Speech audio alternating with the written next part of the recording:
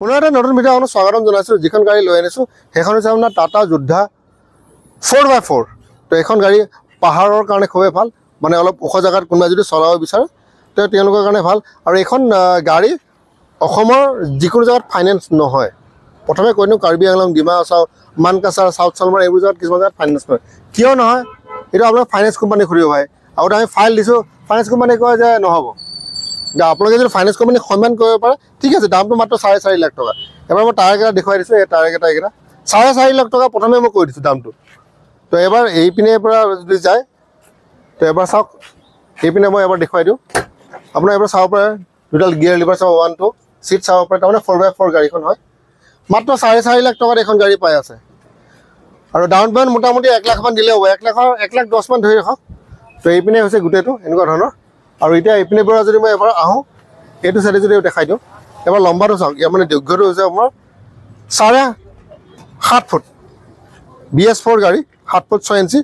তো BS6 নহয়, টায়াৰটো চাব পাৰে 16 ইঞ্চি টায়াৰ, 7 ফুট 6 ইঞ্চি। আৰু এবাৰ ইপিনে যদি চাই আপোনাৰ এইপিনে মোটামুটি আপোনাৰ 6 ফুটতকৈ অকণমান কম, 1 ইঞ্চিমান কম। আৰু ইয়াত আপোনালোকে 1230 কিলোমান আপোনাৰ লৈ যাব পাৰে অফিচিয়েলি। আৰু যদি আপুনি বেছিকৈ উঠাব বিচাৰে তো আপুনি উঠাব পাৰে, তাত কোনো ক'বলগীয়া মই একো নাই। আপোনাৰ যিমান ইচ্ছা ফাইন দি যদি উঠাব বিচাৰে। আৰু এইপিনে পিছপিনে আৰু এটা টায়াৰ আপোনালোকে চাব পাৰে, এইটো হৈছে টায়াৰ, এইটো টায়াৰ ঠিকে আছে। আৰু এনেকুৱা ধৰণে গোটেইটো আপোনাৰ গাড়ীখন। তো এইটো গোটেই গাড়ী আপোনাৰ 2019 গাড়ী। এতিয়া আমাৰ পেপাৰৰ কথাটো অকণ পাতোঁ। পেপাৰটো চাওক আপোনাৰ স্ক্ৰীণত, এইটো হৈছে আপোনাৰ পেপাৰ চাব আপোনালোকে যে ইয়াত ফেইল হৈ আছে পেপাৰ, সেইটোৱে আপুনি চিন্তা কৰিব নালাগে। পেপাৰ আপোনাৰ আপডেট কৰি দিয়া যাব, তাৰপৰা আপুনি কোনো আপুনি চিন্তা কৰিব নালাগে। দামটো ৰখা হৈছে মাত্ৰ 4,50,000। আগতে মই কৈছোঁ 4.5 লাখ টকা, বেছি দাম নহয়। আৰু খুবেই ভাল গাড়ী আপোনাৰ। তো গাড়ীখন চাবলৈ আহিব লাগিব। ক'ত আহিব লাগিব? গুৱাহাটীত আহিব লাগিব। গুৱাহাটীত ক'ত আহিব লাগিব? তলত কণ্টেক্ট নম্বৰত ফোন কৰিব। দাদা এড্ৰেছটো দি দিয়ক। আৰু প্ৰথমে মই সুধিম ন দাদা কি কাৰণে চাওক, মই এতিয়া আপোনাক সুধিম যে আপোনাৰ বাজেট কিমান? দাদা মই 1 লাখ টকাত গাড়ী লাগে, তেতিয়া মই আপোনাক কেতিয়াও নামাতো, আপুনি যোনে হওক। আপোনাৰ যদি বাজেট 1 লাখ টকা, মই আপোনাৰ 4.5 লাখ টকা গাড়ীখন কিয় দেখুৱাম? মিছা পিছি মোৰ টাইম লছ, এনাৰ্জি লছ, চব লছ। আৰু 4.5 লাখ টকাত যদি অলপ কম বেছি কৰে তেতিয়াহ'লে মই আপোনাৰ গাড়ীখন দেখুৱাই দিম। বেলেগ এজনে চবকে মাতি দিয়ে, দাদা আপোনালোকে আহি যাওক। মিছা পিছি ভিৰ কৰিতো লাভ নাই না। 10জনৰ ভিতৰত যদি 9জন মোৰ পাৰফেক্ট কাষ্টমাৰ হয়, মই তেতিয়াহ'লে ঠিক আছে।